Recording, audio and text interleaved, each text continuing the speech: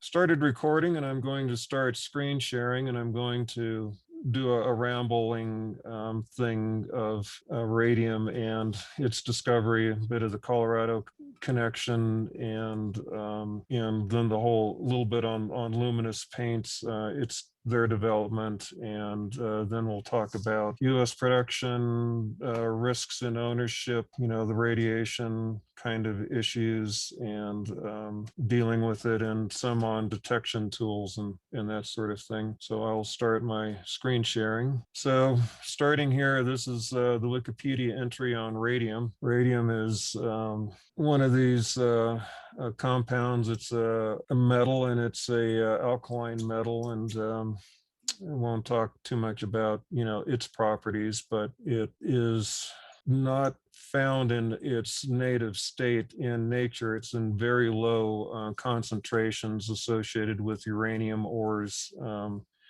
Pitch blende was what they mined in Europe on the Czechoslovakian border with, I believe, Germany in the ore mountains. And then in the US, Carnonite, or I'm not sure if I'm pronouncing it right, was discovered in Colorado. The whole aspect of radiation was first discovered in the late 1890s, and Pierre and Marie Curie were the first ones to research it. There was one other French gentleman who I'll have his page up, was the first one to sort of discover radiation, and he was experimenting with pitch blende, and he was noticing some glow, and that it would fluoresce these newly discovered or developed radiation detectors, which was basically zinc sulfide plates that would light up when impacted with radiation.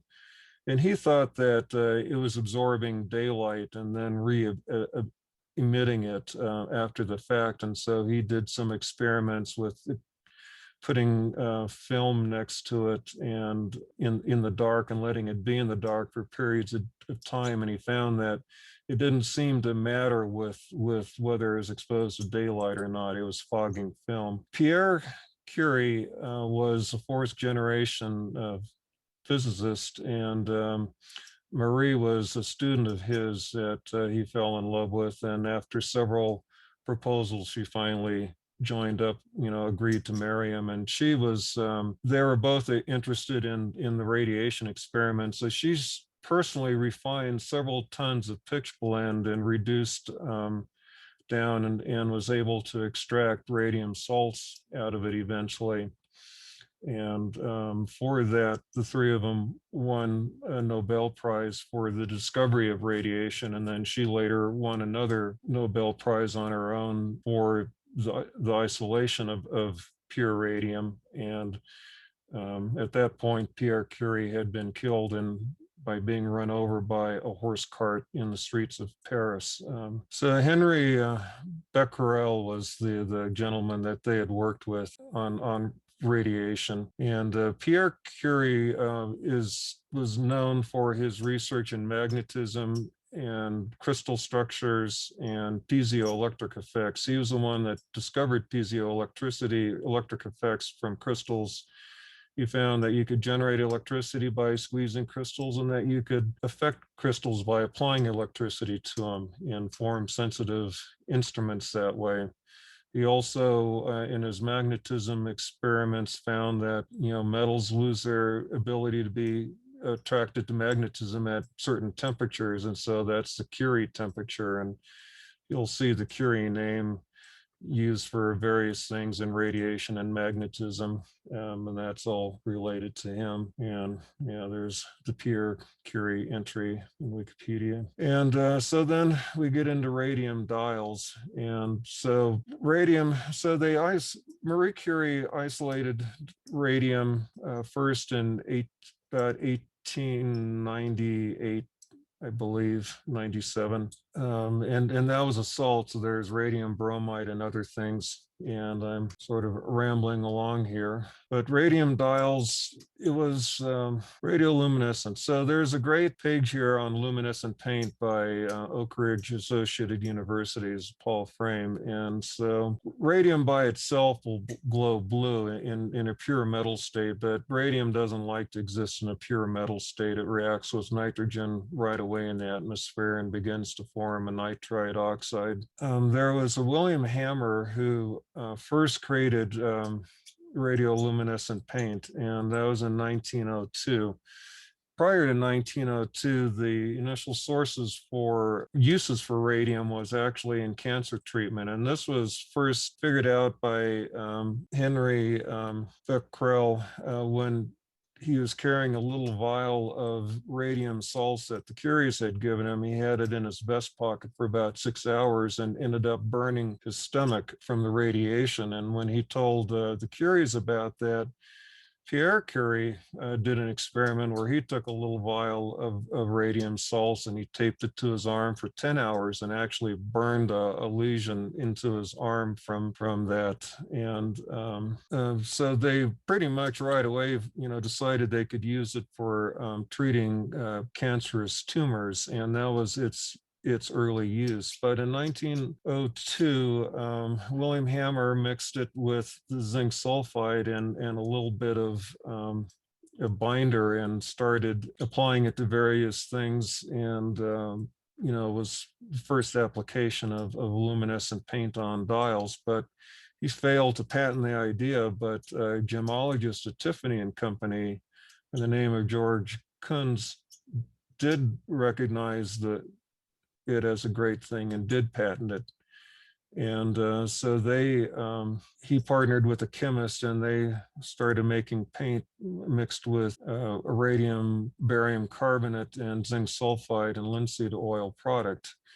In the US, there wasn't much interest in it, but the Swiss immediately adopted that in a big way, and they were starting to do radium dials almost right away. And the radium painters in Switzerland were easily recognizable because they would have the glowing flecks around them. But with the start of World War I, there became a lot of military uses for radioluminescent paints on dials and gun sights and other instruments. And so the US started to get into the business, and Radium Luminescent Material Corporation was started in 1914, and that became the US Radium Corporation. And they were kind of the lead people in the book, The Radium Girls, because they're the ones that fought or resisted safety measures for,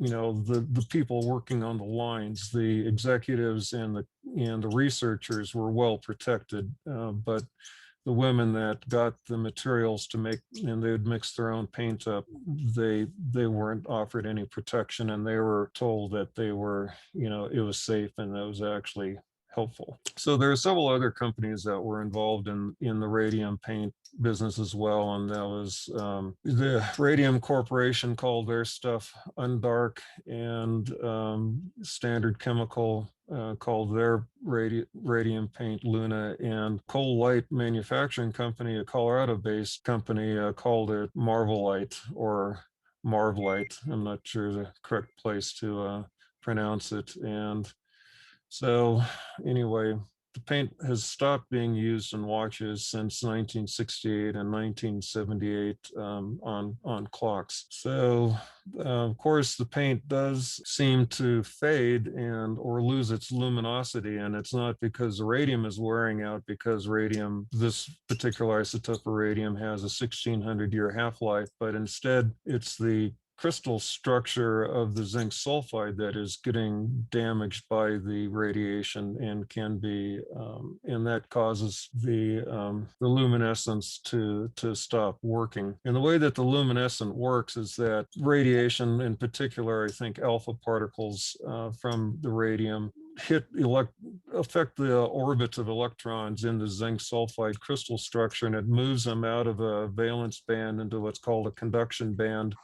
And that's not necessarily a stable orbit. And then when it falls from the conduction band back down to the valence band, it emits a photon of light. And they will dope the zinc sulfide mixture with a little bit of either copper or manganese or other elements to change the color. Copper gives it the green color. So in terms of radium anyway, there's some information on how many microcuries are in various products and estimated doses from wearing watches and things like that. So it's pretty low for, just us general consumers. It was a bigger issue for radium dial painters. Here's a picture of dial painters at work. And here's an undark ad. This particular page is from Roger Russell, and Roger is actually an audio guy who worked for the Macintosh Corporation and developed their speakers and things like that. But he has some interesting websites. The uranium has actually been used to tint glass and other things for a long period of time. The Romans discovered it, really. But, there's all kinds of toys and things that came out with just really minute trace amounts of radium in them. The thing about radium is that there's not a whole lot of it in various products because of the cost. At the time of the Curies, radium was, in their dollars, was about $120,000 per gram. And in today's dollars, that's like $1.9 million. So it's not a easy to extract and not a common material. And as a result, not much is used in these various products, and you don't need a whole lot. So Colorado was the first place in the U.S. where they really mined uranium and radium products. And the first uranium and radium ores were found in gold mines in Central City in 1871. In 1898, prospectors were exploring the Uncompahgre Plateau area. And that was, I'll show you on a map in a bit. They were gold miners. They were looking for gold. The silver crash, it happened, about that time. The U.S. had gone off the silver standard. And so they're looking for gold in various places. And they found this yellowish ore. They didn't know what it was in the area that is kind of the Paradox Valley of Colorado, and where that is physically, it's like halfway between Montrose and Moab, really close to the Colorado border. Is an area at the time that was kind of too dry for farming, although they were trying, but they found some of this ore and they sent it to France to be analyzed. And the French determined that it contained radioactive materials and uranium and stuff, and they called it carnotite after the name of the French inspector of mines. So after the Curies discovered radium, there became a lot of interest in researching radium. And so radium was starting to be extracted by researchers in Europe, and the area of the Czech Republic where the pitch blende was coming from, the Czech government in 1904 decided to nationalize the mines and prohibit its export. And so there's a demand for ore to extract radium from, and Colorado became the dominant supplier of radium ore to the world for about a 25-year period. It wasn't easy to deal with. They would extract the ore, and then they would have a 60-mile ox cart wagon train trip to the nearest narrow gauge railroad depot, which was in Placerville, Colorado. But Colorado did continue to supply radium ore to the world, and it was all being refined in Europe, and in particular, probably France. In 1914, when World War hostilities had erupted in Europe, the US became concerned that they'd lose access to radium. And there was a group of doctors in Colorado that partnered with the US Bureau of Mines in 1910, and they set up what they called was the Radium Research Institute. And this is at about I-25 and South Broadway. It was the site of Robinson Brick Company in later years. And there were also research facilities set up in Golden with the School of Mines. But the Colorado Plateau provided, all the radium for the world. The radium ore had a lot of uranium and vanadium in it as well. And so in 1914, with the advent of the war, the US started using a lot of vanadium in steel for high-grade steel. And so interest in that area increased, and they started developing mills and things like that. And prior to the radium paint situation, it was just used in medicine. But with radium paint, all of a sudden the demand for radium really grew, and so the rise of radium production in the US really grew. And there's a few pictures here. The whole radium ownership of radium companies really in Colorado went through a lot of changes, and some of these companies lasted for like a year before they became somebody else. And this particular page that I'm going through was Montrose County. They had prepared this for a historical designation. There is a tank there. I don't know if they were liquefying it and in the mills and putting it in tankers, or if they're just putting powdered products in tanks. But the mine and mill that was dominant at the time was called Joe Jr. And then later on in the uranium boom, especially around World War II, it was a company town, and they changed the name to Uravan, which was a concatenation of uranium and vanadium, because those are the two dominant products that they're after at the time. This is a picture of the National Radium Institute. And then later on, it's Robinson Brick with some of the buildings still there. Now it's a vacant lot with a light rail station and I believe a Home Depot in the background. And most of Uravan all of it in fact has been demolished and buried.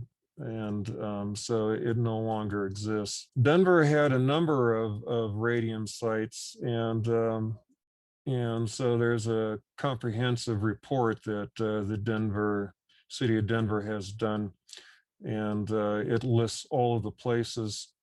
And surprisingly, Colorado really forgot about its radium past for a long time. And it wasn't until the 70s when a researcher contacted Denver folks and asked them about the National Radium Institute, and nobody knew anything about it. And so the government did an aerial survey and with gamma detectors, and they basically discovered all of these radioactive sites, and they've all been fairly mitigated. Grand Junction, which is pretty close to Uravan, also suffered a lot of radiation issues because the mining, they're basically mining granite and crushing it fine to extract the radioactive and vanadium ore out of it. And then you had this fine granite sand, which is radioactive, but it's great sand. And so it is given away to builders. And so builders would get this by the dump truck load and use it in construction sites for fill and other places, things that you'd normally use sand for. And in the 70s and 80s, a lot of remediation had to happen in Grand Junction to get all that stuff out of the way. So, but the radium boom in Colorado ended in about 1920 because they found much better sources, higher concentrations in the Belgian Congo. And so that became the dominant source for radium in the world. And in fact, most of the uranium that was used in the Manhattan Project in the United States during World War II came from the Belgian Congo, with only a little bit coming from Colorado and Utah. And it was only later, after at the end of World War II, when the US started entering the Cold War with Russia and decided they needed their own sources of uranium, that the US government basically became the only legal buyer of uranium and established a high enough price for it that it was worth prospecting for. And then Moab became the big site for uranium mining, with only a little bit coming out of Colorado. Well, some coming out of Colorado. So what are the risks of radium? Well, one is the radiation it emits. So it emits three types of radiation: alpha, beta, and gamma. And those names, I believe, were given by the Curies to it. They were researching the radiation, and based on the Greek alphabet, and the letters were chosen based on the penetration power of the radiation. Alpha particles, which are 2 protons and 2 neutrons, are very heavy. They don't penetrate far, but they do the big damage. They're sort of like the bulldozer on neutral. When it hits something, it's going to do real damage, but it doesn't go far beyond that. It has its kinetic energy is about 5 million electron volts. The beta particles, they're electrons, so they're smaller. They're still quite dangerous. They can be either electrons or positrons. Their energy level's a bit lower. Oh, and by the way, going back to the alpha particles, they're not very fast traveling. They travel at about 4% of the speed of light, and they're stopped by a few centimeters of air or the layer of dead skin cells on your body.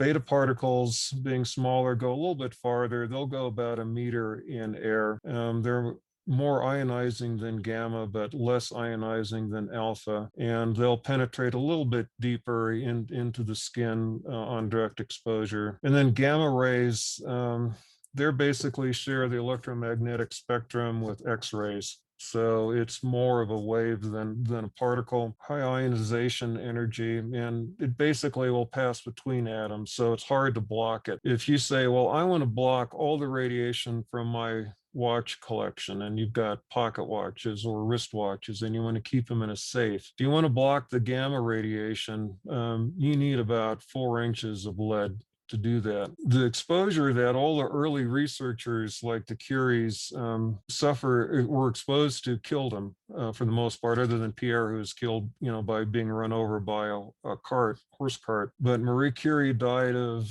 aplastic anemia.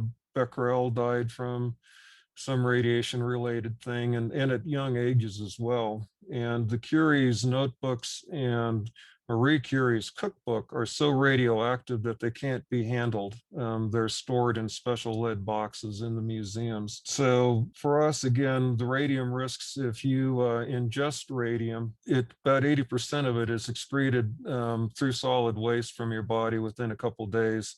But 20% can enter the bloodstream, and there it's taken up by the bones because it appears to be similar to calcium. And so it shows up in the bones. And the disease that Marie Curie died of, aplastic anemia, is a situation where your body stops making red and white blood cells and platelets. And when you look at the bones of people that suffer that, the stem cells that form blood cells has been replaced with fat, and all the stem cells are dead. In the case of the radium girls, with their work, because they were tipping the brushes in their lips, they probably are getting sublingual absorption as well, and they tended to get a lot of it into their jaws, and the jaw bones would turn would become perforated and spongy like. I can only assume that it's because the radium sites in the jawbone were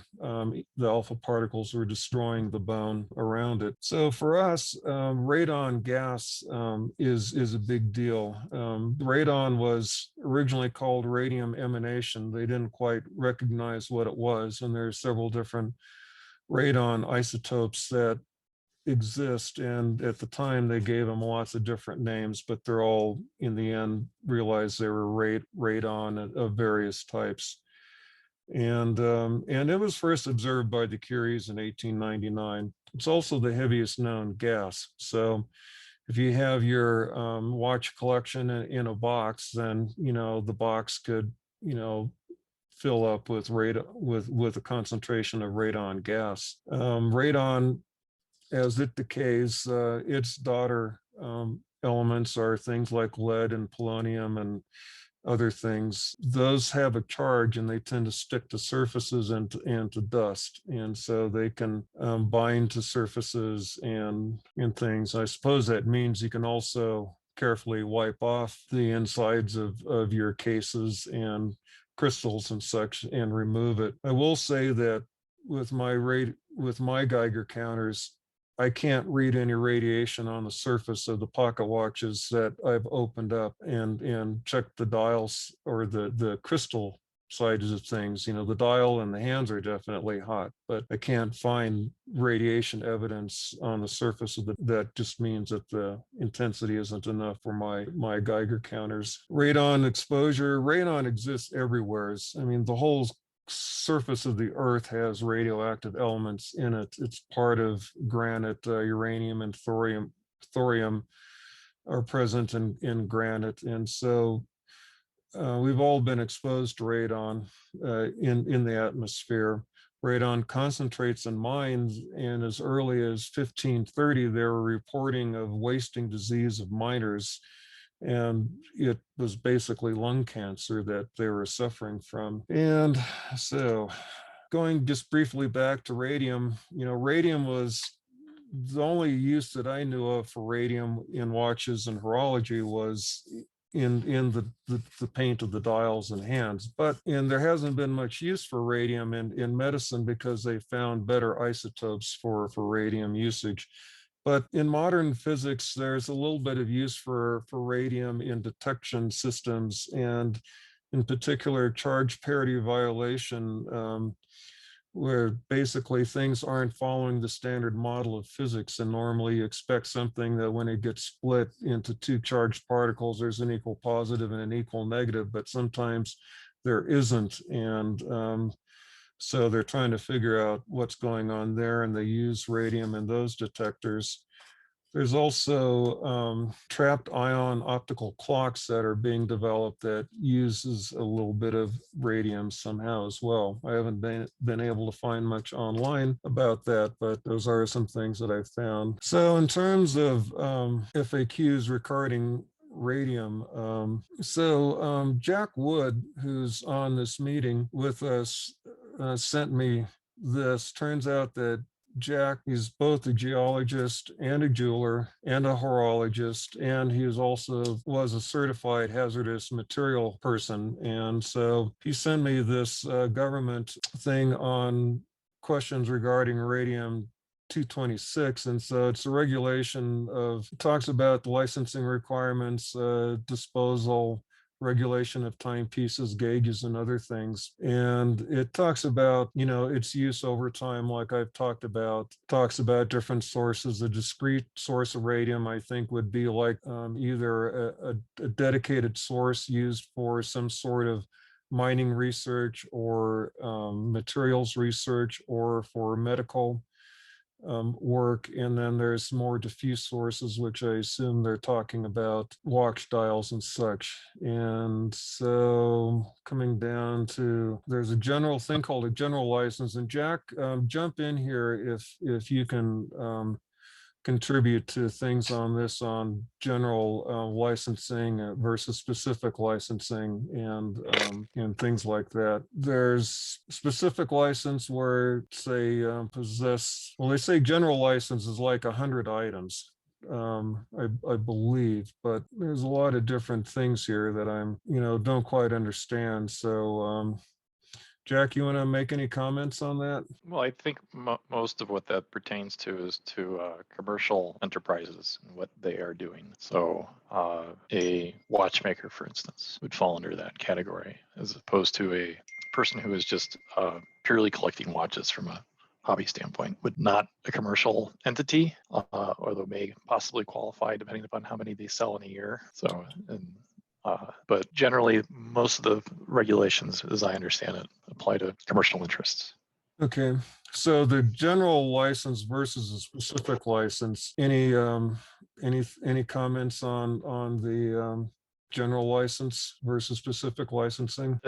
As I understand it, the general and the specific license are still pertaining primarily to commercial enterprises. And again, the threshold for that is it could be simply a collector who sells above that threshold, even though they are not a commercial enterprise.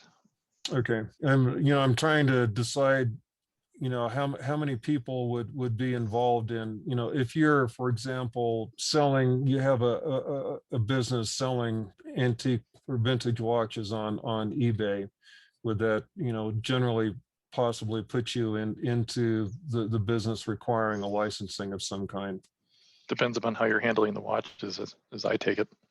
If you are taking watch movements, encasing them, and then selling them, and those watch movements had radium dials or hands, yes. If you are, if you go to a garage sale, find a watch as radium dial, and then you just list it as is on eBay, for instance, and you do that 100 times, probably no. If you do that 10 times, definitely not. But if you are consistently and regularly disassembling watches, recombining them as from parts to then sell, even though you do this as a hobby, you could possibly fall under the licensing requirements. And with the licensing requirements, do you know if that involves annual reporting and things like that? I don't know about that. Okay. Once I figured out that I didn't qualify, I didn't care anymore. Okay, so anyway, there's when I upload this onto YouTube, on the description, I'll include a link to this particular NRC.gov page. And radium was used as calibration sources as well. There's lots of things. There was in my research on radon, I was reading that they would build some little grain pellets of containing radon gas of some specific quantity that would be a gold tube, and they'd fill the tube with radon gas, and then they would crimp and cut these little grains off, and they would be used for, I guess, embedding in the body for treating various cancers and other things using gamma radiation. And in the 70s, a bunch of these got into the gold recycling market in the US, and there was radioactive gold as a result of that that was floating around the jewelry world for a while that people didn't know about. And so anyway, just scrolling through this page kind of quickly. So, they do talk about things. I possess an antique timepiece. If so, if it contains radium, what do I do? So Tim, can I interrupt a second? You mentioned radioactive gold in the gold industry. Can the elemental gold itself actually be radioactive, or is it just the impurities in the refined gold that are radioactive? Jack? It's the impurities. Gold is not a radio.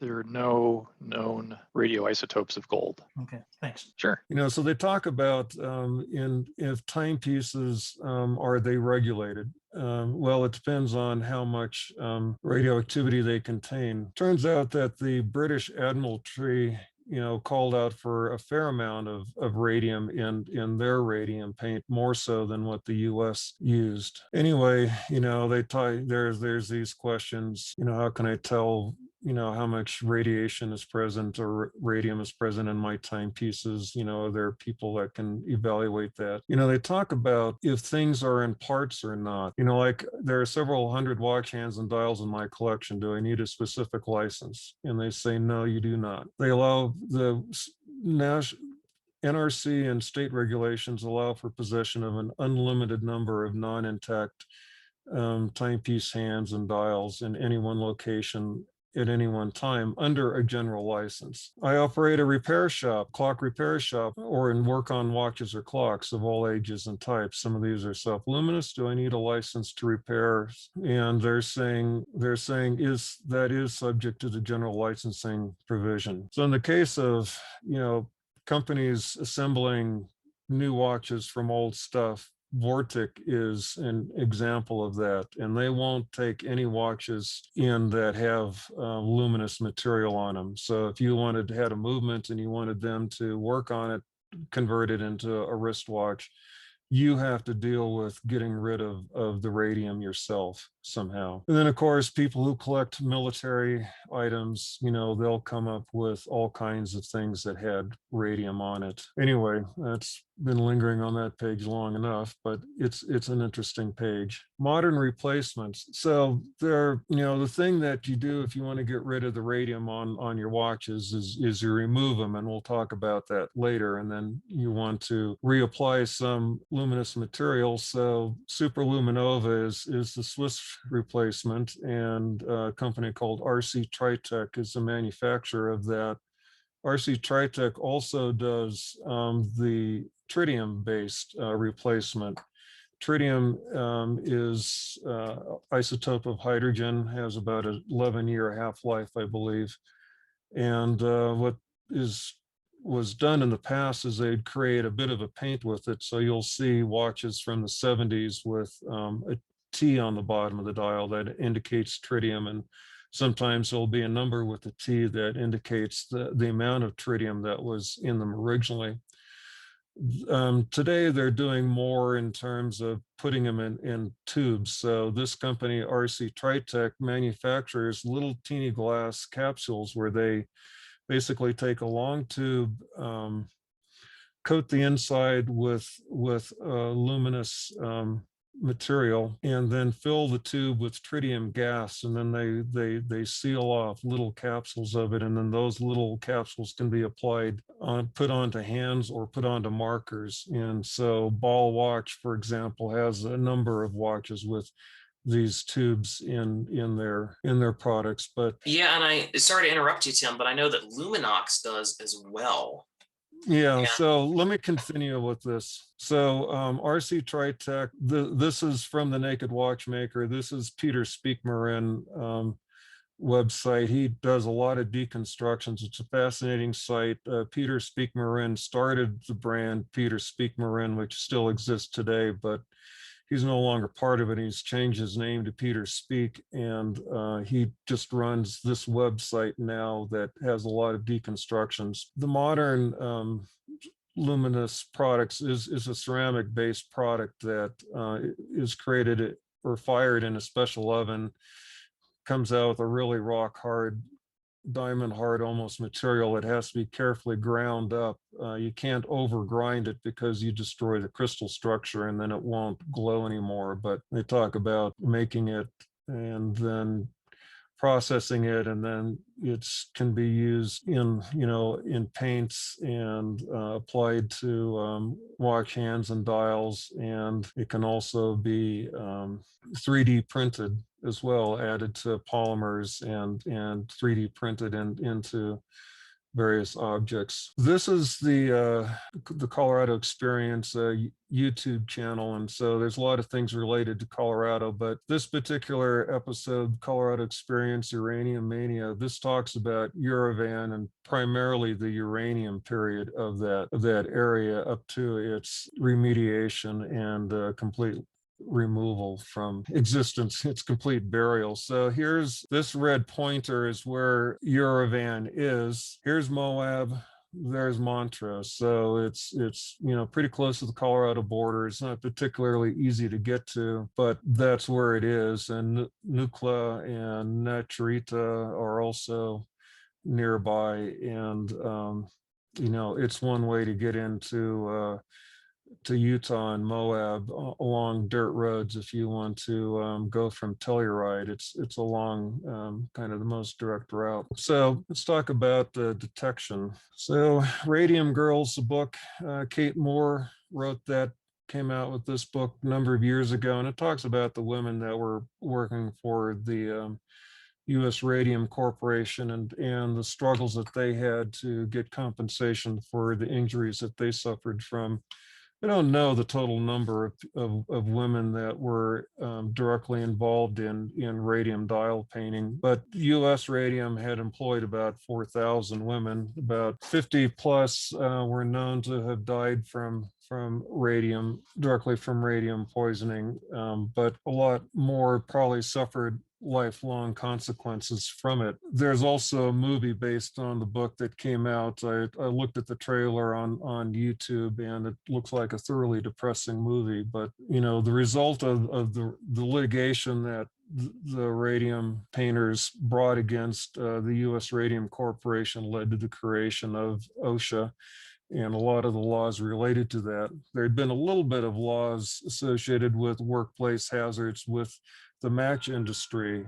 Phosphorus is a dangerous product to also work with and tends to be absorbed by the body. So Geiger counters, these are available this is a civil defense surplus item. So for those of us that are old enough to have been around in the 60s, we all experienced the shelter in place practice things and hiding in your basement. And there were civil defense radiation shelters that were in various places equipped with this kind of equipment. It's now being, sold on the surplus market. So you'll find these on the eBay market for about $99 or less or more, depending on if they have been refurbished. And I think that some companies are refurbishing them and selling them, recalibrating them and selling them for somewhere on the order of $250. There's a tube in here called a Geiger Muller tube, and it's got a real thin wall to it, so it's protected. So this, you rotate around and you can sort of see the tube there. And on the side of all of these, there is a test target, probably with a little bit of radium in it or something. But if you hold that up to it, it will read a certain amount of radiation. You find them in other formats. This is a German-made Geiger counter, and it doesn't seem to be particularly sensitive, but it could just be my unit in need of work. And the Geiger tube is up in here. Again, these won't detect alpha particles because alpha particles won't penetrate that sensor. A scintillation counter, which you can find on eBay for anywhere from $500 to thousands of dollars, can detect that. And then you can also just use a screen of zinc sulfide that you hold up and it will fluoresce against a radioactive object. This is a big old box. I think I'm as wide as I can get. So this is a shelter radiation kit that used to be in various bomb shelters that would be in schools and other public places. And in it, there's a variety of items. There's one of the Geiger counters. This is a different make than the one I just showed you. This is a survey meter, and it's really only for measuring higher levels of gamma radiation. It's got a kind of a tube built inside of it. I put this thing on top of my entire pile of radioactive horological items, and it doesn't move even on the most sensitive scale.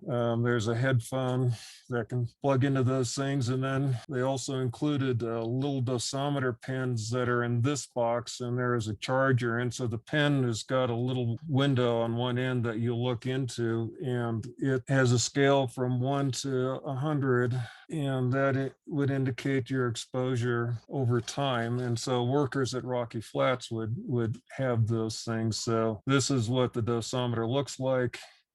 And there's a little lens on the end. And then this is what the charger looks like. And so you would unscrew this connector, and there's a little light in this thing. When you push it down, it lights up. And so you can push the pin in there, it would light up, and then you can adjust the needle to 0 with this knob, and then you would wear this, and then later on read it out, or just look up in, in sunshine and see what you see, and it would give you your exposure during the time that you wore it. So I put one of those pens in my collection of stuff and left it there for several days, and it didn't move. So it's not enough to worry about, but I did get this product. And so this thing is called a Radon Eye. It's something that you buy off Amazon or eBay or other places, and it's for household radon detection. And it's a recording device. It uses a Bluetooth connection, and it reads up to 99.9 picocuries of radon. And so I put it in a plastic tote with a couple of my pocket watches and a clock and a wristwatch or two. And the thing maxed out in less than an hour in the plastic tote. So the recommended exposure or limits in household is somewhere, they say 2 is recommended max, 4 is, you definitely need to mitigate. And in some places it's much higher. Like I said, speaks via Bluetooth, so you can download the data to your phone. It's about a $175 item. So quickly go through, show a couple things. First, non-horological things. If you are into photography at one time, you might have had a static master brush. And this thing was for removing dust. And so it's got this brush in it. On the bottom side of the brush, there's this little window with a polonium source in it. And so that would emit ionizing radiation that would supposedly help neutralize the static electricity that the dust was adhering the dust to your negatives. And so you could brush the dust off. I forget what the half-life of polonium is, but it's not super long in the grand scheme of things. And this here is the detector out of an ionizing smoke detector that I took apart. And in it, there's a polonium source there. I believe it's polonium, but it's slightly radioactive. It will move the Geiger counter a little bit. Yeah. If I may interject real quick, I believe if it's from, I think after 1998, I believe that's when they started using Americanum or Americonum. Okay, yeah. I guess that's a byproduct of plutonium processing. So Rocky Flats could have been extracting that and selling it to the industry. So this is a Soviet 24-hour dash clock, I believe, from a plane.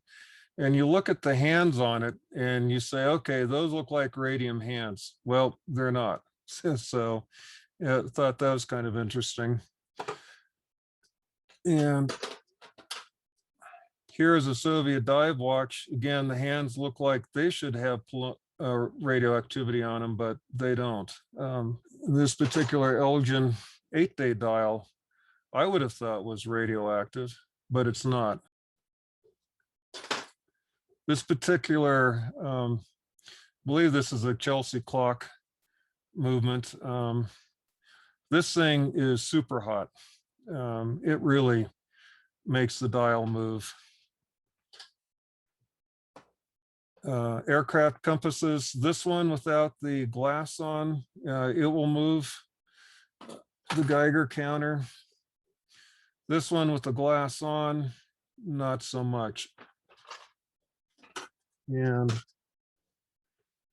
this old Elgin clock, this is pretty hot.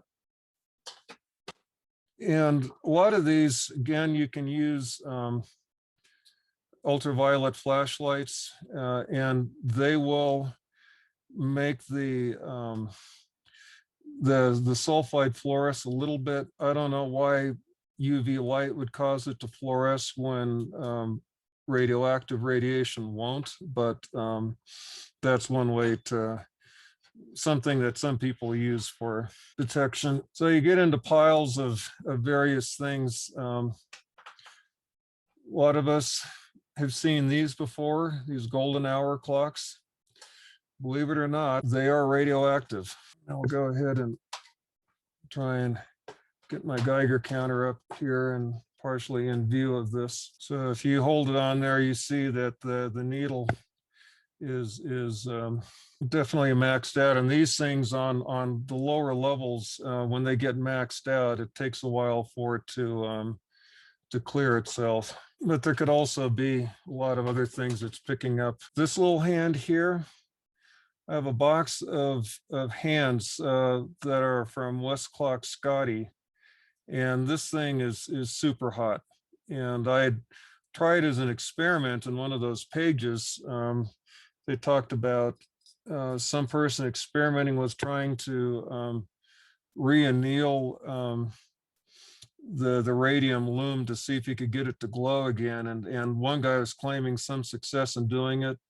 This one I wrapped up in stainless steel foil and ran at 450 degrees Fahrenheit for an hour and let it cool slowly, but it didn't change anything. It just turned the binder yellow. You know, your box of assorted hands, I pulled out all the radium hands that I could see in this thing, but the box is still radioactive.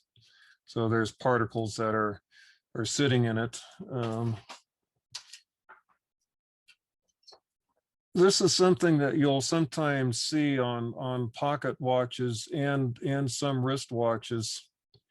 So this is a radium dial, and it's pretty hot, and you notice a little bit of purple blooming around the numerals. That is radiation damage, I assume from alpha particles. And you'll sometimes see crystals that are also got a purple exposure, you know, around the dials. You might see a shadow of the dial or a shadow of the hands where it was. It's radiation damage. This watch I haven't opened up, but it'd be interesting to know if there is, you know, any surface radiation clinging to it. Can I interject with Yeah, something? go ahead. So the purple color actually is a twofold thing. It is definitely because of the radiation interacting with the chemicals within the glass, but it is also a telltale sign of the mineralogy of the glass. So that purple is related to, I think it's manganese oxide that is incorporated within the glass. And that manganese oxide was stopped, they no longer used it within the glass industry around 1925. And so if you see that purple color with a radium dial watch, that can be interpreted that that is actually the original crystal to that watch. Right. And the original dial and things like that. Yeah, well, that would go without saying. Right. You know, I've got too much stuff here to continue showing off, so I'll get off here pretty quick because I know other people want to talk. You know, these little trench watches, some of these are radioactive, some aren't. This one, the loom is too green.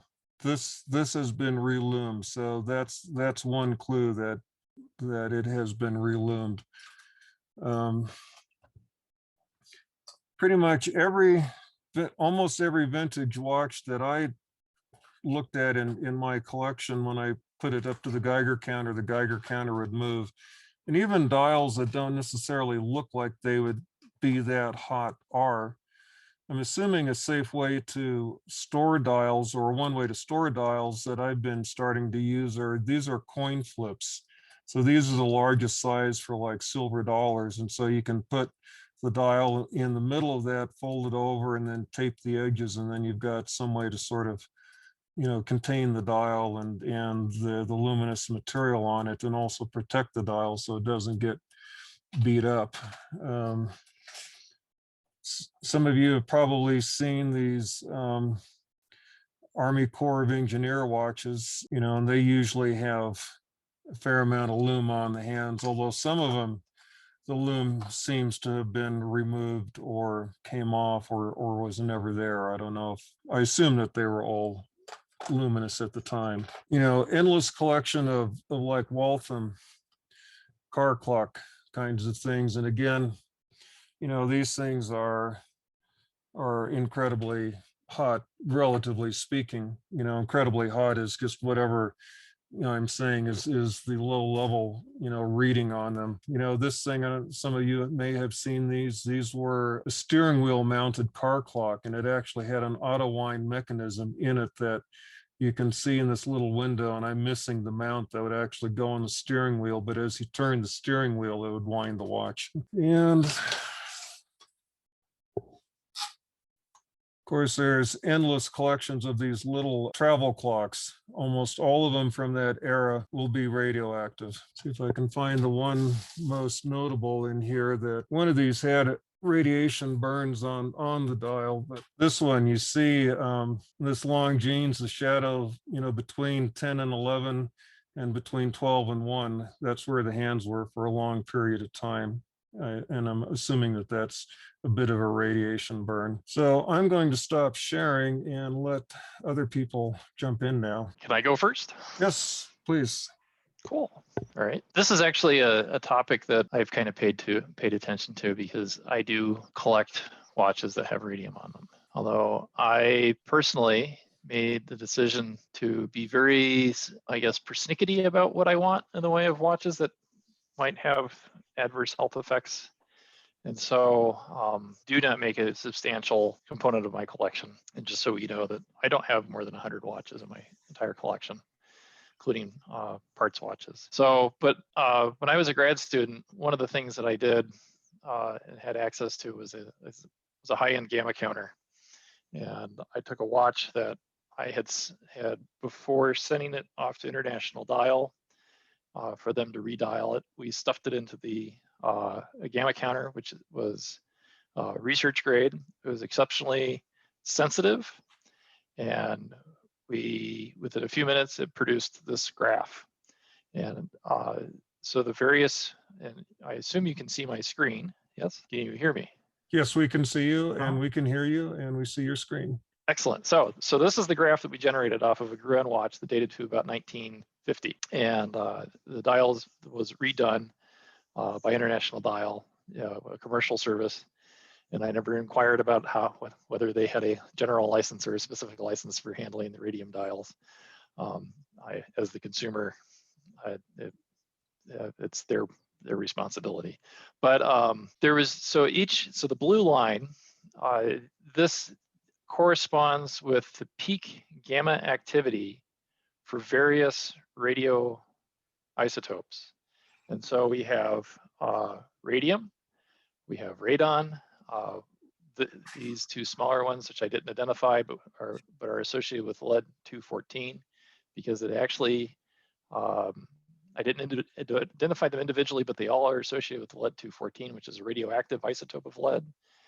There's bismuth-214, which is also a radio isotope of bismuth, which is generally its most common isotope is non-radioactive. And then all these little smaller peaks are associated with different things. And Tim in his talk mentioned about how radium and uranium occur together.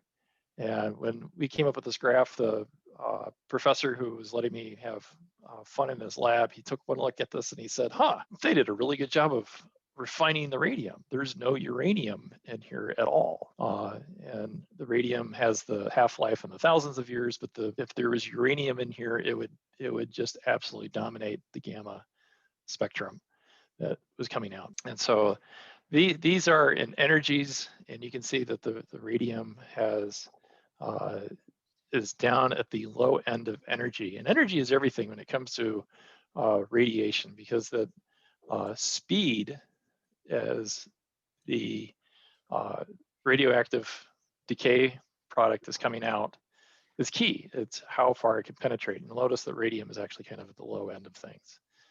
It's these other ones that are slightly higher. But the next one, or the next slide that I had, this is the watch, and you can see there's the little radiation damage done to the dial, and then and I probably should have done this in reverse order, but this is the decay chart for radium as it eventually gets to lead-210, which is the stable isotope. It no longer decays, and all of these are radioactive. So these are decaying through alpha products, and these are decaying through beta products. And at any given moment, these are all present in a radium watch. And as you saw in that other diagram, that some are have higher electron energies behind them, which changes a little bit of how they are radioactive and how they interact with particles such as the DNA in your body. And I wrote all this up in an article that I posted almost 10 years ago. Well, actually, it's been over 10 years ago on the NAWCC website or the message board. And if you want, I can put this in the chat for people to look at. But I think in the grand scheme of things, how many watches am I acquiring and dealing with in a given year? It's not particularly very many. I would say I probably get 5 watches at the most. And in some cases, I want to show the other one first. It's not this one, it's the other one. So sometimes they come with the lume. It's already been removed from the dial. In this case, the lume is just on the hands. And I had the lume removed and then replaced with a blinking modern lume. And that actually is photoreactive. And the same with the other one that I had up. This is the original dial, came with hands that are radium painted, and then had that removed and then redone with a modern Luminova-based material that glows in the dark if it's exposed to light. And the other comment that I had is that not all of the aircraft clocks are radioactive. In fact, the one that I'm working on currently, which is a elapsed time chronograph aircraft clock that was developed by Hamilton Elgin, they were painted with a phosphorescent material on the hands. And so when they are exposed to black light, they will phosphoresce. And now I'm wondering about the desk clock I have, because I had read that they had been painted with a phosphorescent rather than a luminescent material. But this is the most recent radium watch that I acquired.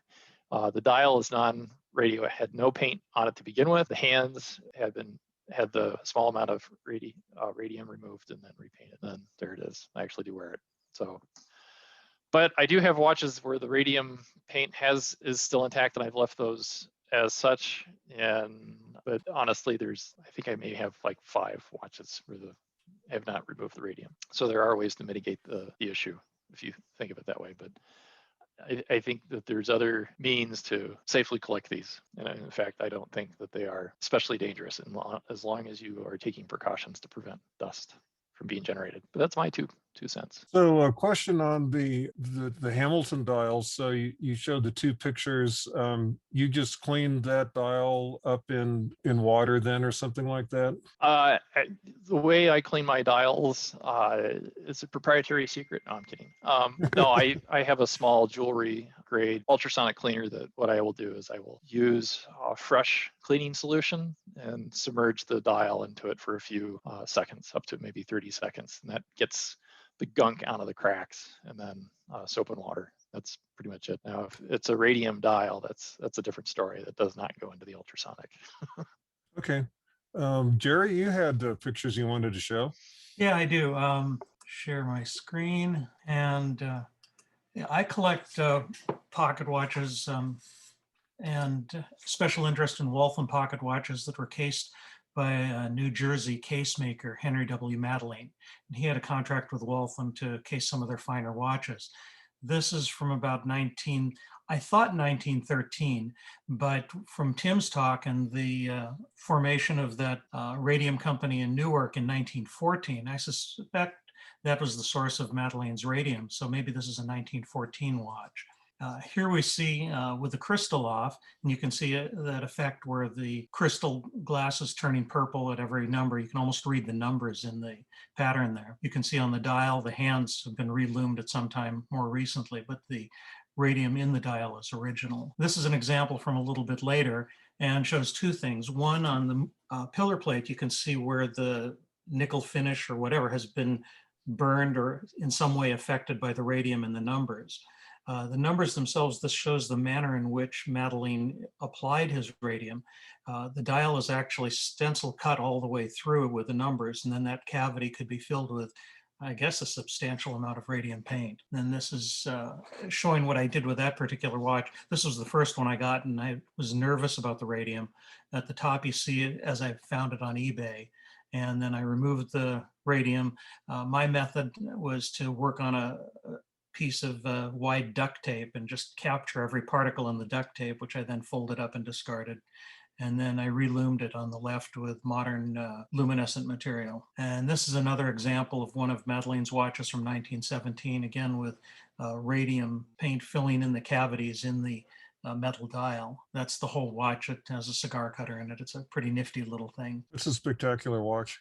Then these are some other watches I have by him or perhaps attributed to him in the wristwatch realm. You can see the one in the upper left again has the cavities in the dial that are filled in. It's a stencil cut dial. The others are more traditional radium painted dials on the numerals. And one other thing I wanted to add to this watch, it's a later one by Madeleine, but the connection is with the owner of it. No radium on the watch, no radioactivity as far as I know, but this belonged to, I believe, Eben McBurney Byers. And he became famous, infamous really. He was a wealthy sportsman and whatever you called people who had money in those days. He died from taking radium salts as a medical cure. He ended up taking maybe 2 or 3 bottles a day of this Radithor, radioactive water, and he died from severe radiation poison and deterioration. His jaw rotted away, had holes in his skull. He had to be buried in a lead-lined coffin, which I read on another site when they dug it up in 1965 to do some study of it. It was still too radioactive to deal with safely. So that's just a little bit from my collection. Thank you. That was very interesting sharing that stuff. One thing that I had forgotten to mention is the mitigation or dealing with things in your collection. And I'd sort of thought about that kind of stuff, and I have a pile of stuff. One question, or a couple things was, if you have radium dials and you wanted to try and make sure that the radium stayed together or the radium was maybe loose or flaking, I've used this product before on hands that I've damaged the loom on, and I put the loom back in. And so this is a Tester's top coat, clear coat paint, and it's actually an alcohol solvent, but it's pretty thin and it will soak into loom pretty well and it will help bind it. I assume that, like all things exposed to high levels of alpha radiation, it will break down from the radiation at some point. Artists will use this, Blair's Fixative, and this is a matte finish, and so I use this on charcoal painting and other things, and this of course will change, put a matte finish on the dial, but this is something that I've sometimes used on dials where the paint is flaking off. You can get empty cans, and this particular one was part of a store display, so it had a bit of a label on it, but this is a fresh can, and I know that people would get 1-gallon paint cans and put their watch collection in it, either to hide it or maybe protect it from moisture, and if you're in an area prone to flooding, that's one way to protect your collection. So this would contain, the radon gas and such, but it's not going to block gamma radiation to any extent. I thought that maybe these old film shield bags that you used to put your rolls of film in going through the airport x-rays, laminated lead, but again, the lead's not enough to do anything in terms of blocking the gamma radiation. This I can thank Mike Korn for. I bought a watchmaker's workbench from him a couple of years ago that had stuff in it. I got the bench to pass on to Bill Tapp's apartment, but it had these 4 things of luminous material in it. Some of them are pretty hot, some of them are not hot at all, but at this point it's just kind of a something that I should get rid of, but I'm not sure that I'm, what to do about it. And then modern replacements, these are various colors of powdered luminescent material that I got from Jules Burrell. And they also come in these little kits that would have the luminous material and a pick and mixing thing. These all look pretty modern. You can also buy zinc sulfide based a luminous replacement material. You see it advertised on the Dr. Rantis website of watch movements, and then distilled water in a spray bottle. I sometimes use that to spray on dials and then wipe them off. On that Chelsea ship's clock, I tried wiping the dial, bits of the dial down with a Q-tip with distilled water, and then look to see if there's any radiation that came off the dial on the Q-tip, and I couldn't read anything with my Geiger counter. So anyway, that's and then one other thing that I had thought about, well, what happens if you're working with something like Jerry that you don't want to get wet? I was kind of wondering, could you build some sort of vacuum arrangement? So I've got this milk container, with a tube that can hook up to a vacuum cleaner. And then I was wondering, could you like hot melt glue an N95 mask in there and then, turn on the vacuum cleaner and suck air and dust into it, and whether or not that would be any good. And I don't know if that's actually a bad idea if you wind up contaminating your vacuum cleaner possibly. And you want to have a vacuum cleaner that's got a bag in it so that you can pull the bag out rather than a shop vac that just collects it all into, an open kind of thing. So anyway, that's it for my rambling. Go ahead, Lucas. Right. Very cool little salmon dial, kind of a military watch. It's a PwC, which is a company, they made watches for the Belgian military. This one, I don't believe, is an actual military issue, but it is a military company, and it's from around the World War I era. So I doubt it ever saw any action. And finally is the watch I'm gonna save here.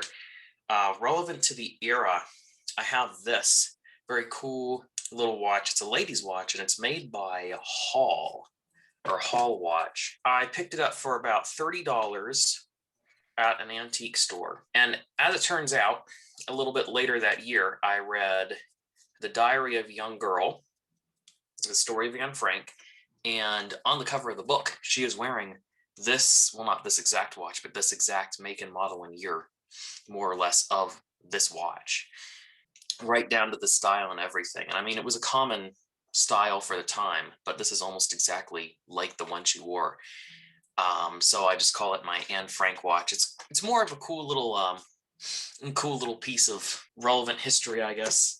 Mm-hmm. Yeah, and then I have this really nice Benris civilian Aviator, I think is what they called it. It's from, I think, 1927 is the year on this one. Some of you guys have seen this one. It's got a cool little hinged case back on it.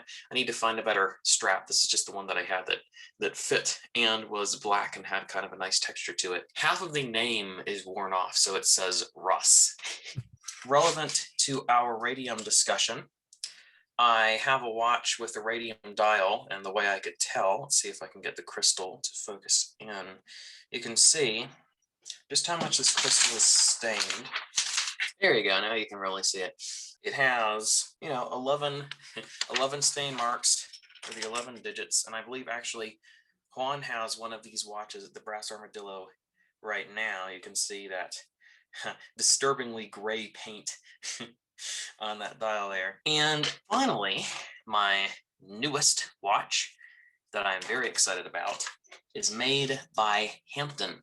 Now, Tim brought up Vortec, and I wanted to kind of tie in that this is actually a conversion watch. The movement is, it's a Hampton, so the movement is from Molly Starr. The year on it, I found, I don't know how reputable the website was, but I found somebody who was running model numbers for them, and the movement looks to be from 1900. The case is from, I think, 1910. I couldn't find the exact number, but that's about the era I would put it in. A very cool little enamel dial. It's a Hunter, I believe, Hunter style case with the 3 o'clock crown. But since it's from 1900, and it's designed from the 1880s, it has a lever set movement. So to set the watch, you actually have to pop it out of the case to set it. And I have another watch like this. It's a lady's watch from Hampton, and that's the one that came in its original box that I managed to stumble across for a very reasonable price. Yeah, I'm certainly enjoying this watch and my other new ones. Lucas, I wanted to mention, in case you didn't know, you were commenting on the lever set Hampton. One reason you'll see a lot of Hamptons and the smaller ladies' watches, either lever set or pin set, is because the big watch companies controlled all the pendant setting patents. And that was the only way they could, Hampton could make these without paying royalties to the big companies. Oh, that's cool. Yeah, fascinating. That was certainly something, control of patents affected the watch industry quite a bit. You see bumper automatics out there a lot, and bumper automatics were used for a long time because Rolex had the patent on the circular auto wind system. So people were forced to use bumper wind. Ken or Rhett, either one of you guys have anything you want to add to the conversation? Nope, just happily observing. Okay. I can share. And Rhett has his hand raised.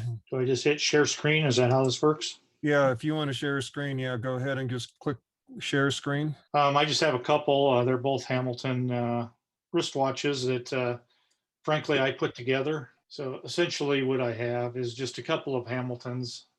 Probably won't show up real well here, but just a black dial and then a cream or a white dial of the same ones. And I actually bought these as I had some new old stock cases, some dials that appeared to be unused, and then some of the bands that that appeared to be unused.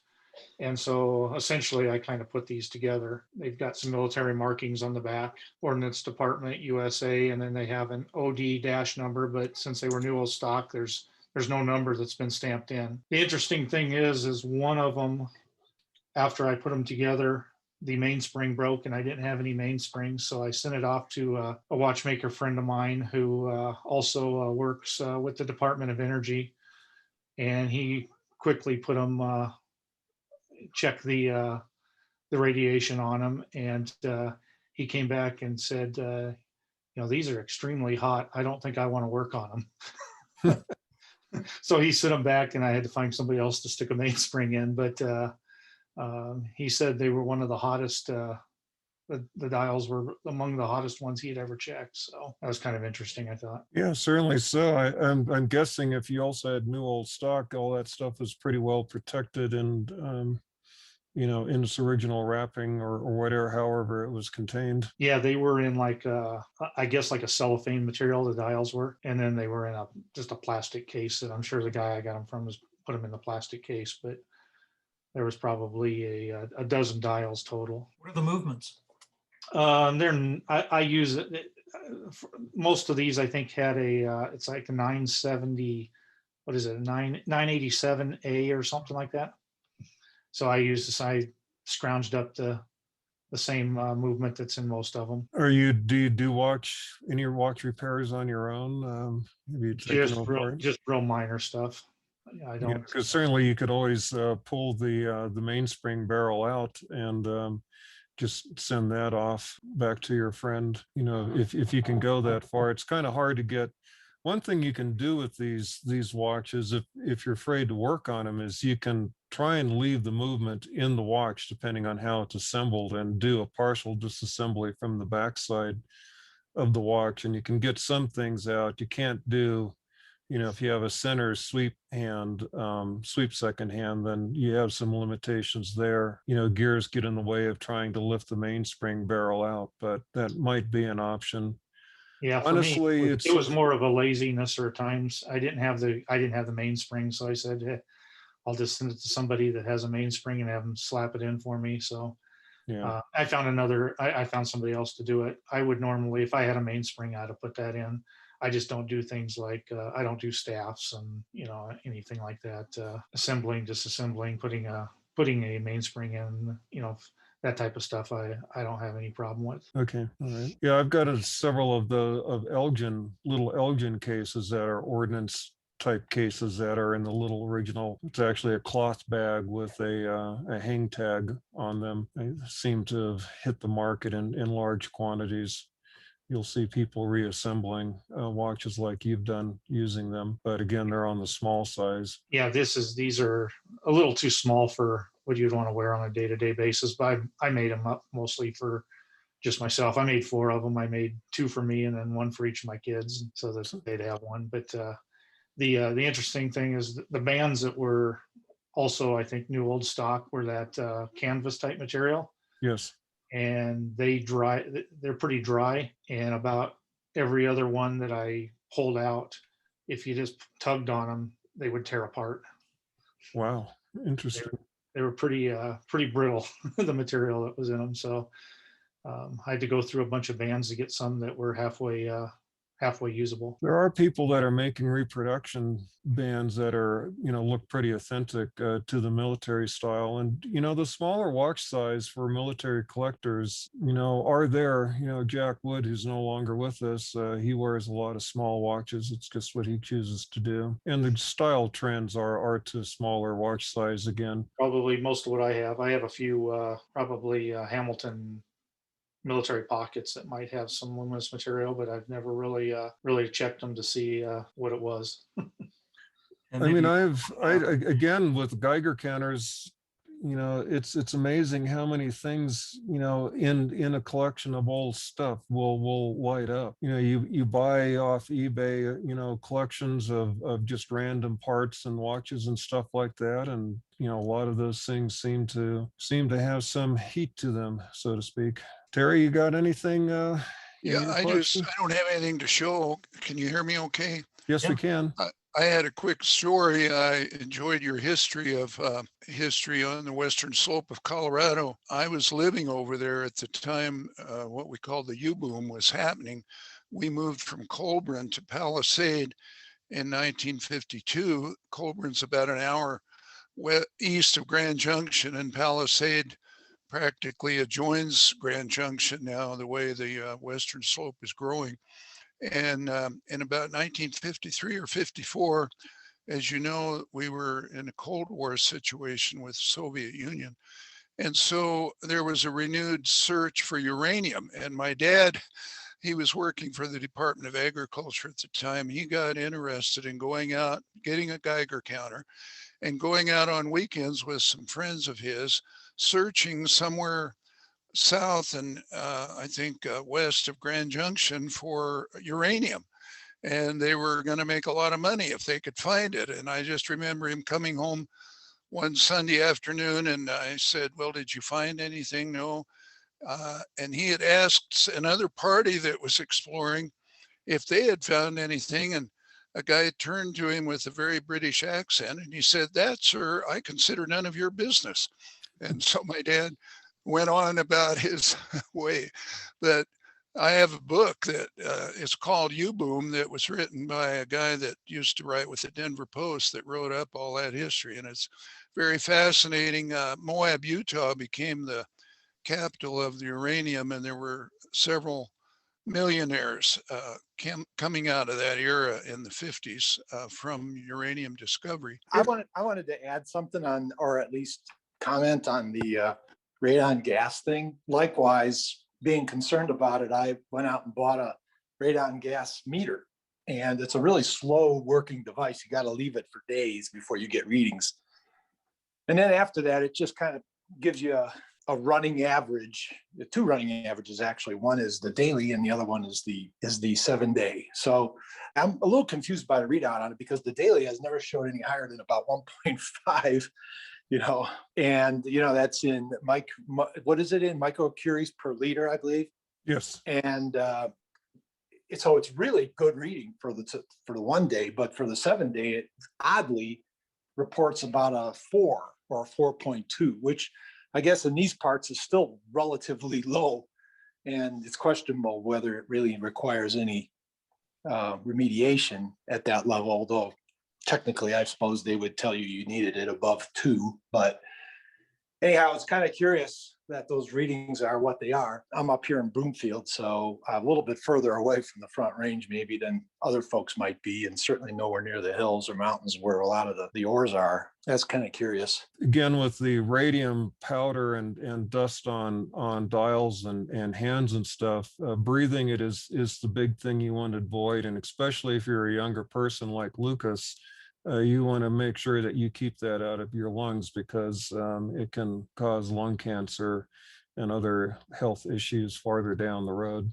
So Yeah, yeah, and I know that my great uncle-in-law passed on of lung cancer back in 2014. for us that are scrounges and collecting lots of watch parts and bits and things at regionals and stuff, it pays to pay attention to it. And I don't know long term if more attention will be paid to radioactive sources, and if there will start being issues with trying to resell old radioactive items. It seems so widespread that it'd be hard to control, and it seemed to be wise for the governments and agencies, if they're concerned about it, to provide some sort of collection service for the public, but they don't. And the general things are for collectors like us that aren't in any kind of a business, is to just carefully wrap it up and throw it out in the household trash, or do it in water and flush the water down the drain, and let widespread dilution in municipal wastewater systems dilute the radioactivity. Okay, gentlemen, anything else? Tim? Yeah, I just want to give a very, very, very strong recommendation to the book, Radium Girls. I read it a little while back, and it is absolutely horrifying, largely because of the fact that, as you mentioned in your presentation, Tim, the company for which they were working they absolutely positively knew the danger that they were exposing their employees to, and denied it and fought it in court endlessly.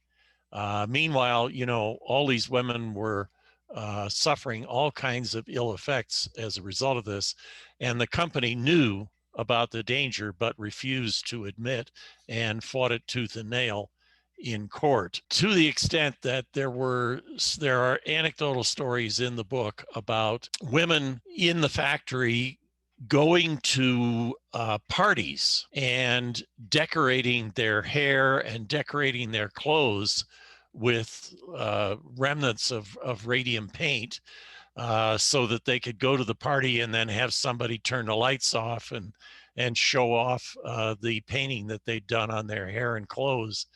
And this was all going on with full scientific knowledge of the fact that this was very, very bad. And in spite of that, they kept the women deliberately ignorant. And it reminds me a bit of how we used to, as children, almost all of us, at one time or another, managed to get hold of some mercury and put it on pennies and all sorts of other things, and carried them in our pockets, and that sort of thing. Again, the argument is made that, well, the quantity is so small that it really isn't that dangerous. But the problem is that we frankly had no idea that it was dangerous at all. The case that is often cited is that dentists, long time ago, when they were doing amalgam fillings, would mull silver and mercury in the palm of their hands to get the preparation ready to put into a tooth. And that is sometimes cited by people as, see, there's no danger with mercury. Mercury isn't dangerous. But the fact of the matter is that chemically, mercury forms such a strong amalgam with silver that in that particular case, no, there really isn't any danger. But that doesn't mean that monkeying around with mercury and pennies and all kinds of other things, that doesn't mean that's safe. So anyway, I strongly recommend the book. The book is extraordinary. I've not seen the film. I can't imagine how horrifying that must be, but the book is superb. Well, the film covers the general issues, but I'm sure it's nowhere near as detailed as the book is. And they change names and all this sort of stuff also. So you're not really getting a true historical accounting in the movie. There's several, there's actually a prior book called Radium Girls, and then it has a extended title that came out a number of years ago before Kate Moore's book. I'm about less than a quarter way through Kate Moore's book. I have a tendency to start books and then get distracted and they don't get finished. As a preparation for this, I did watch the trailer for the movie on YouTube, and you can watch the movie on YouTube. It's a pay-per-view kind of thing. It looked pretty damn depressing. It was remarkable on how much the executives of US Radium fought this, and the only reason why, well, they got a lot, the girls got a lot of press, and there's pictures in the newspaper of these women giving testimony laying on a cot or in bed, in court. They're too weak to even raise their hand to give the oath. It was pretty depressing, and the owners of US Radium fought it all the way to the Supreme Court and lost, and then they closed down their business and reopened a few blocks away under a different name, and again were fined a few years later for abuses in radiation handling of radium. It's just the way those men were. It's too bad. Yeah, well, and the other thing is there are other substances, it's fairly well known that Steve McQueen, for example, died as a result of working on asbestos remediation on Navy ships when he was in the Marine Corps, and that he inhaled tons and tons of dust. And, again, it is argued in a lot of cases, oh, well, we didn't know any better. We didn't know. But it's still the fact that in a lot of cases, there was quite a lot known, but that it was oftentimes suppressed. And unfortunately, as a result, people suffered. I mean, when I was a chemist, when I was an analytical chemist, I used to mix up large quantities of asbestos for filtration purposes. And, we did that outside of a fume hood, no precautions whatsoever, taken. And God knows, I figure, one of these days my lungs may fall out or something. Who knows? Nothing I can do about it now. But by the same token, we used to have squirt bottles of benzene sitting on the bench in front of us, and we would sometimes squirt benzene onto our hands if we got some polymer on our hands and needed to get rid of it. And we didn't do that in a fume hood. We squirted it right on our hands. Nowadays, if you had a squirt bottle of benzene sitting out on a bench, they'd probably put you in jail. So times have changed.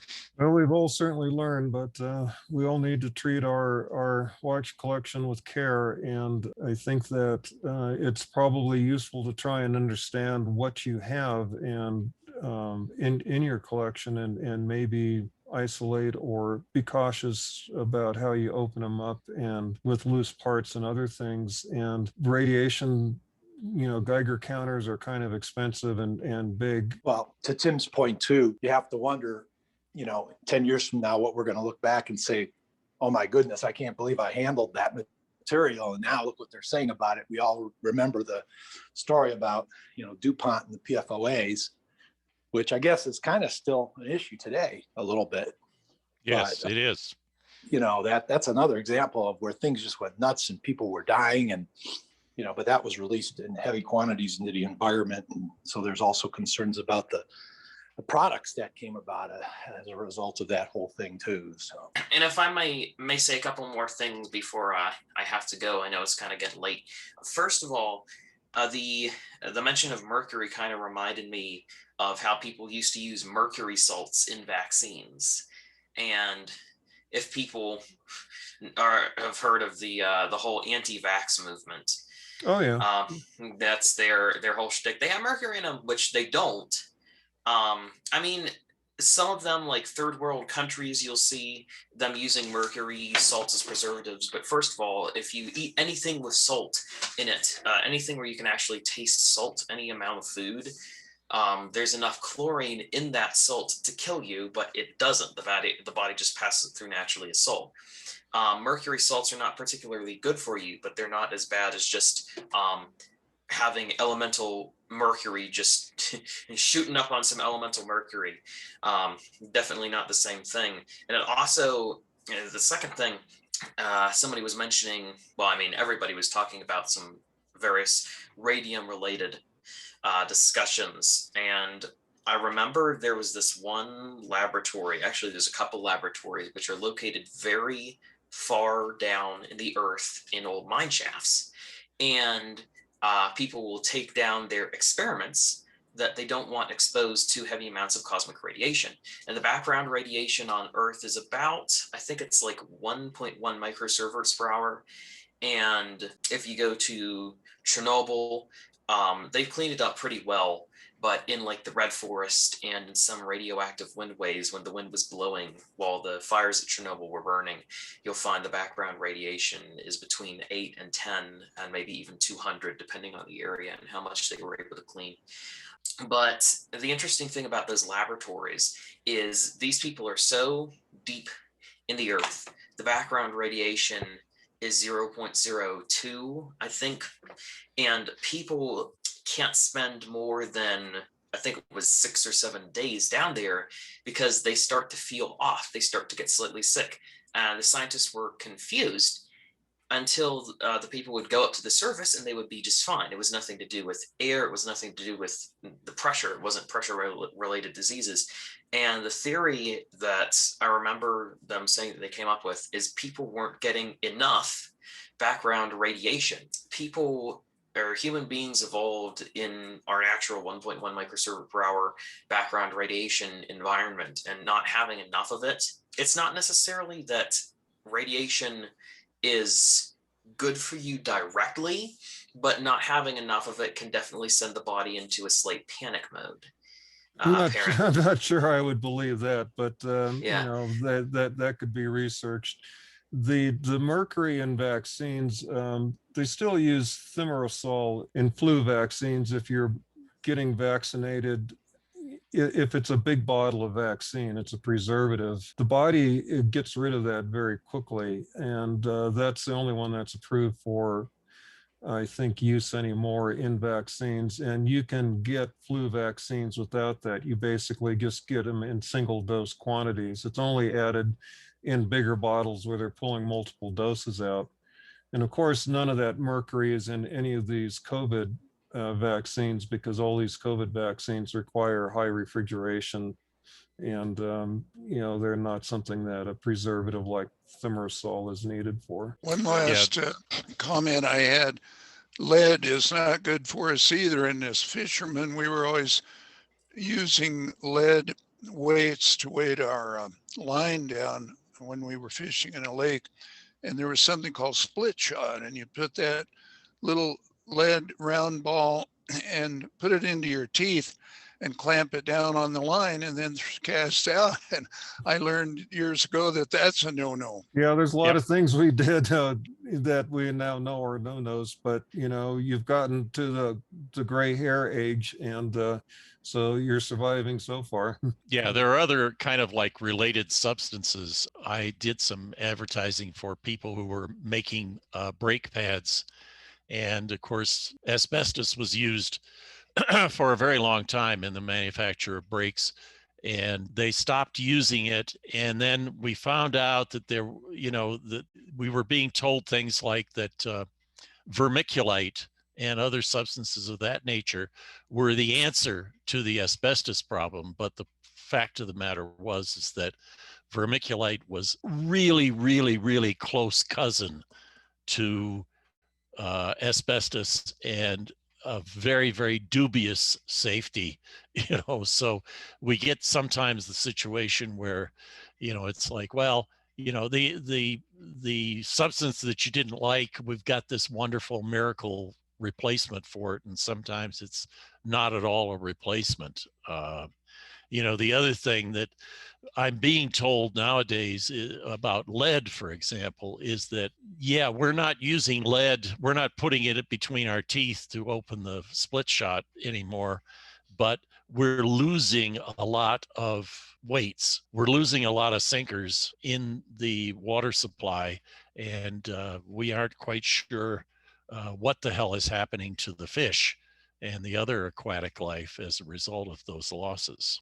I think, again, it's going to be biologists will be doing trace metal studies, and mercury is the other big thing in fish, is that, of course, you read about atmospheric mercury from burning coal and other things getting into the watershed, accumulating in fish and higher up on the food chain. That's happening in Horsetooth Reservoir near Fort Collins, and it's coming from a coal burning utility plant in Wyoming. And as the prevailing air drifts southward, it carries over into Horsetooth Reservoir. So they found the trout there have a higher degree of mercury than any other lake in Colorado.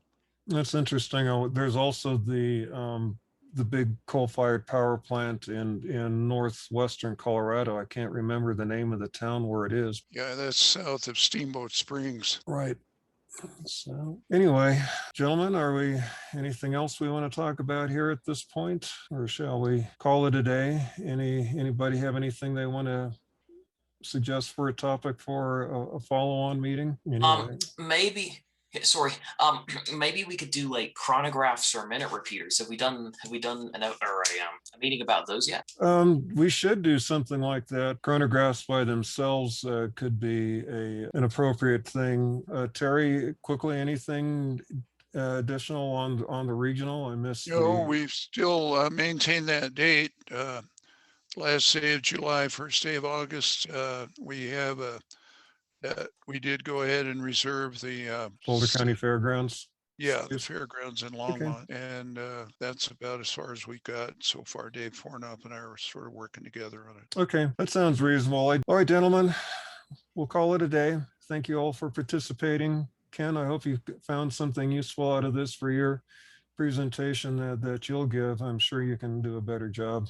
It'll be tough. Yeah. But anyway, thank you all, and we'll talk to you soon. Bye. Thank you, Tim. Good job. You bet. Thank you. Bye all. Thank you.